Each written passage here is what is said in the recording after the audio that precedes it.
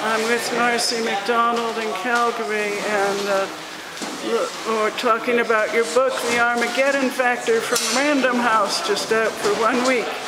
And I wanted to ask you whether the conservatives courting the religious right is out of ideology or out of political expedience, in your view? It's a move of strategy that Stephen Harper laid out in a closed conservative setting way back in 2003. Not many people paid attention to that speech, but he said the future of the Alliance Party then, what became the Conservative Party, was to court social and religious conservatives, what he called theo-conservatives.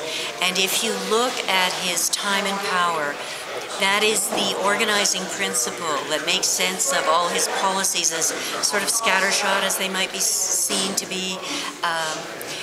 You see that he's made small incremental gestures to this constituency, never anything too extravagant, too radical.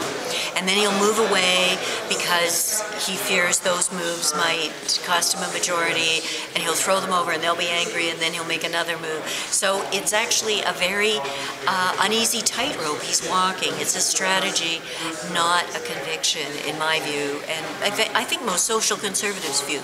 They don't regard Stephen Harper, as one of them said to me, as their messiah. He's unlike Stockwell Day, who would be on their side because of convictions. Okay, thank you.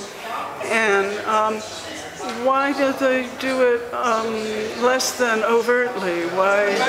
You talked a bit about Preston Manning and the Manning Institute and the political approach he counsels people.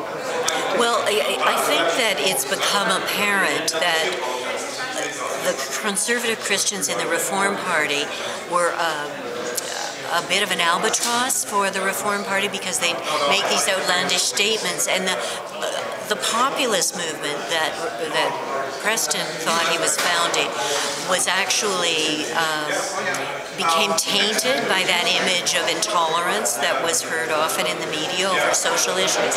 So Stephen Harper learned his lesson under Reform, and he also didn't want Preston to put forward social and religious policies in the party platform. It was one of the areas they parted ways on.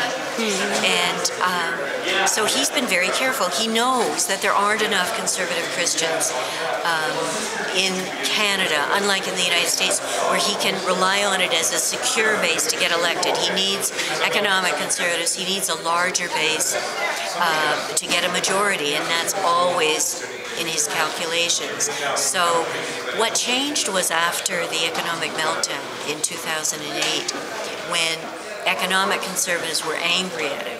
And they are still angry. They feel too much spending, too high a deficit, too much state interference in programs. So he couldn't he couldn't count on his natural constituency anymore. And social conservatives became increasingly important to him. And what political benefit does he get from the attacks on women's groups? Well, most of the denominations that are most militant right now do not believe in too much independence for women.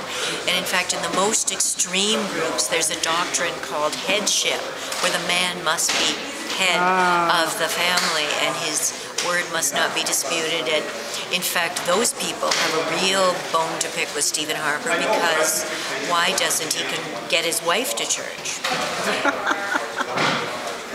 Great. Thank you very much for your time.